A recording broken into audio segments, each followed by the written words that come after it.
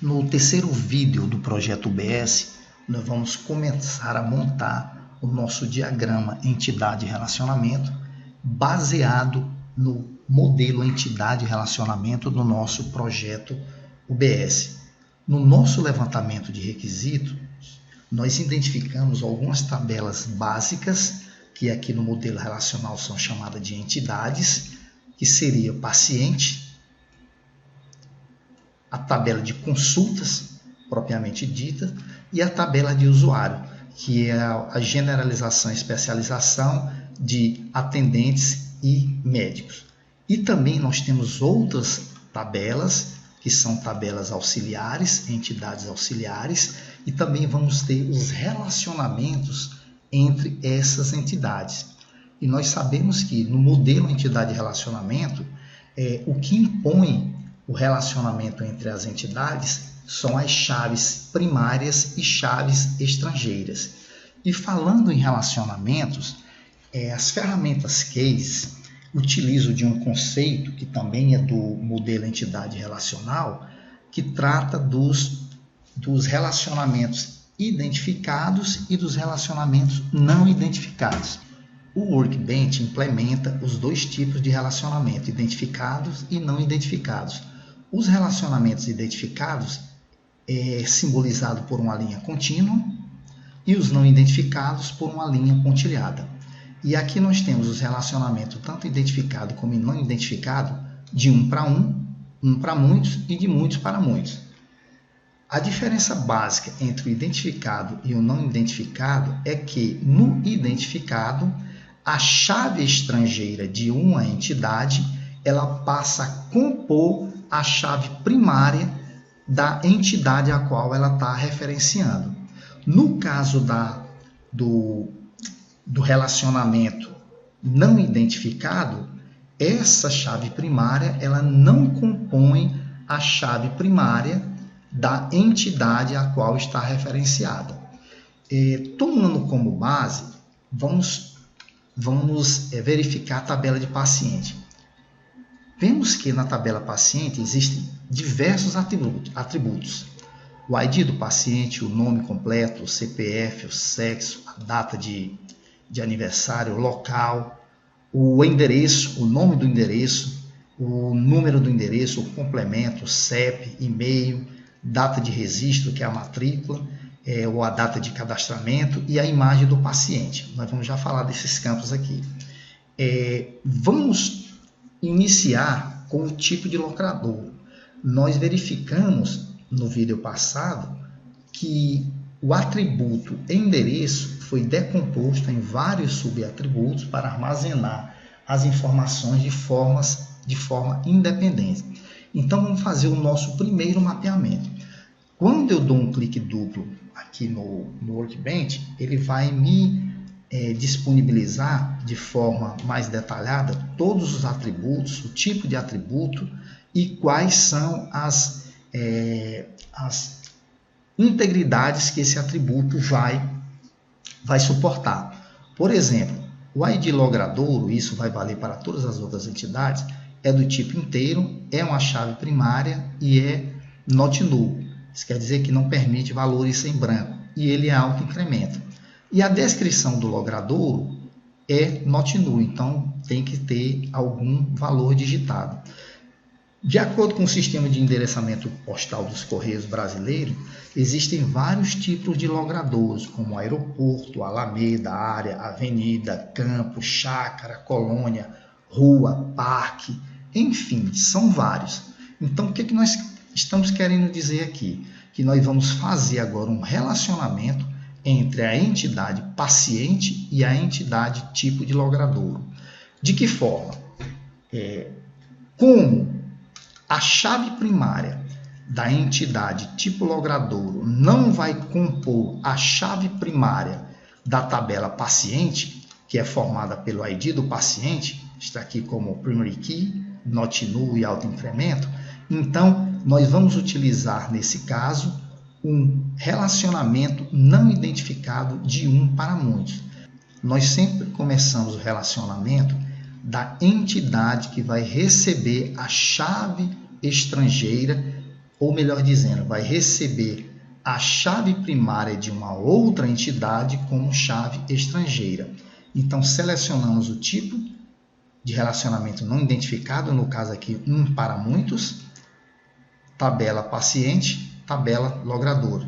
Então, aqui está dizendo que um paciente está relacionado a um tipo de logradouro, mas o tipo de logradouro pode referenciar ou estar relacionado a vários tipos de pacientes ou a vários pacientes.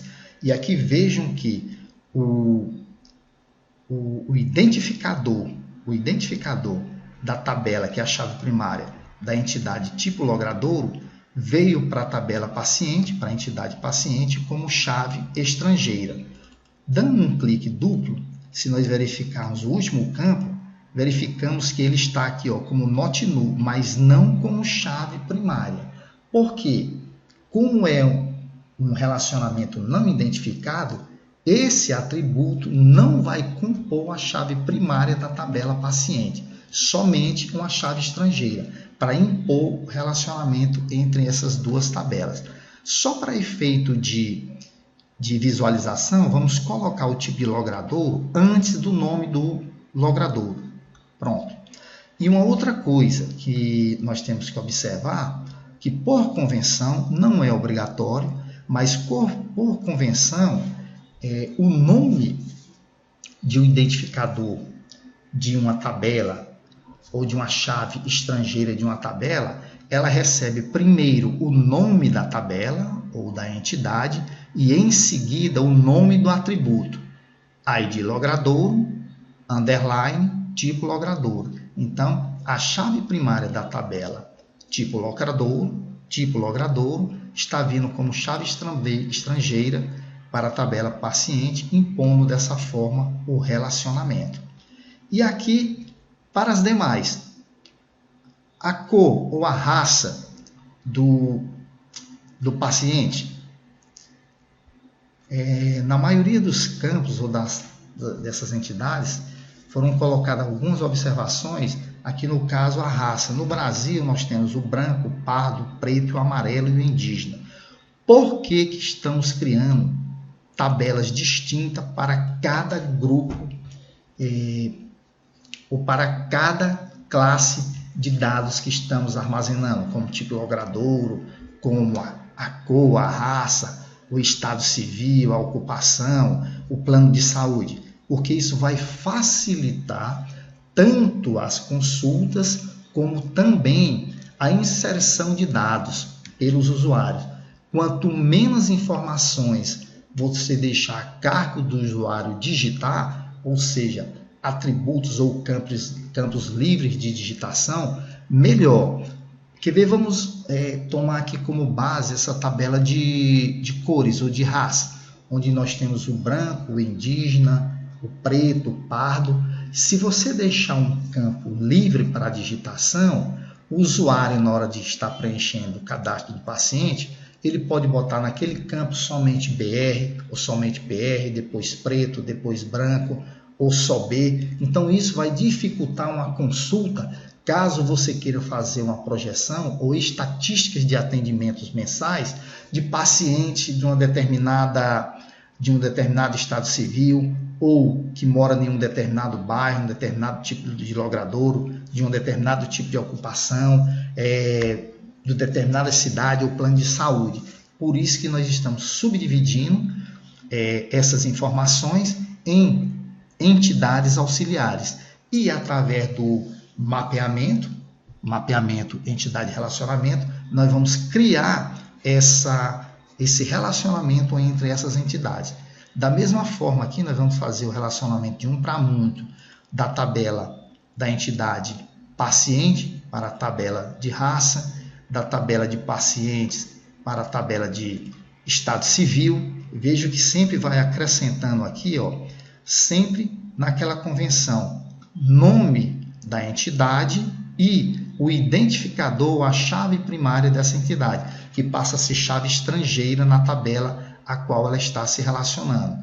Da mesma forma, a ocupação, sempre um para muitos. Deixa eu mudar aqui para ficar melhor essa visualização.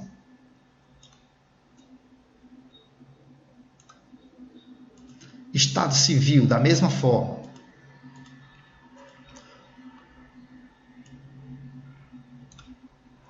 Depois nós podemos dar uma organizada para ficar melhor a visualização dos dados. Nós temos também aqui a tabela de cidade.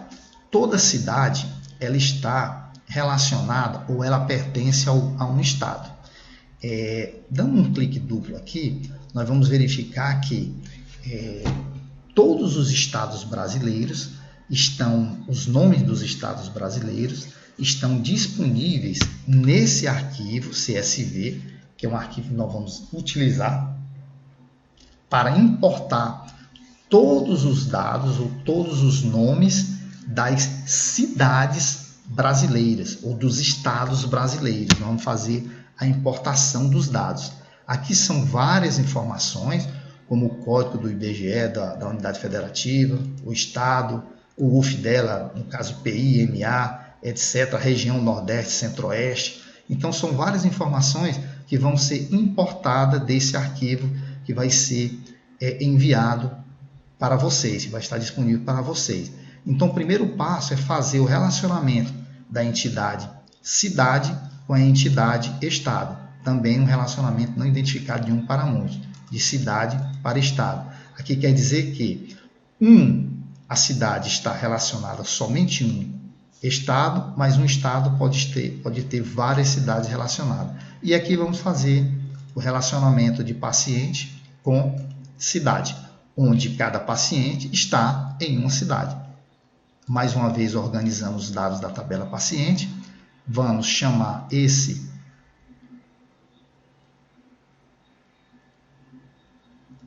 atributo e vamos deixar depois do bairro na nossa tabela cidade.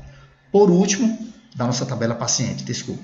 Por último, nós temos o atributo fone ou de contato telefônico, que vai ser um atributo multivalorado. Aqui eu coloquei uma pequena observação sobre esses dois tipos de atributos, que o endereço é um atributo composto e o fone, que é o contato, é um atributo multivalorado. Aqui quer dizer que, nesse caso aqui, nós vamos determinar que um paciente pode ter vários ou nenhum telefone a ele vinculado. Nós vamos novamente utilizar um relacionamento não identificado de fone para paciente, dizendo que um paciente pode ter vários telefones e aqui na própria identificação do relacionamento, quando você clica nessa aba Foreign Key, você pode dizer que aqui a tabela fone ela não é mandatária. O que isso quer dizer?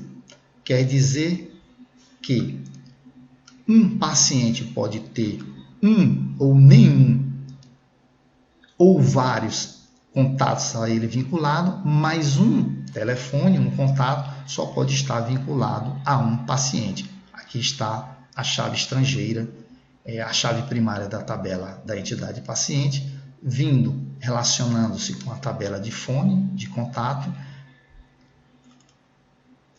Dando um clique duplo, nós vamos verificar que ela vem como uma chave estrangeira, que ela não é permitido valores nulos, mas ela não é uma chave primária. Isso quer dizer que ela não compõe a chave primária da tabela fone. Por isso, mais uma vez, ela é considerada um relacionamento não identificado. Por enquanto, essa é a primeira parte do nosso diagrama, a entidade de relacionamento, do nosso projeto UBS. E na segunda parte, na próxima aula, no próximo vídeo, nós vamos fazer os relacionamentos das entidades restantes e, por fim, unir as duas partes que ainda estão separadas. Até a próxima!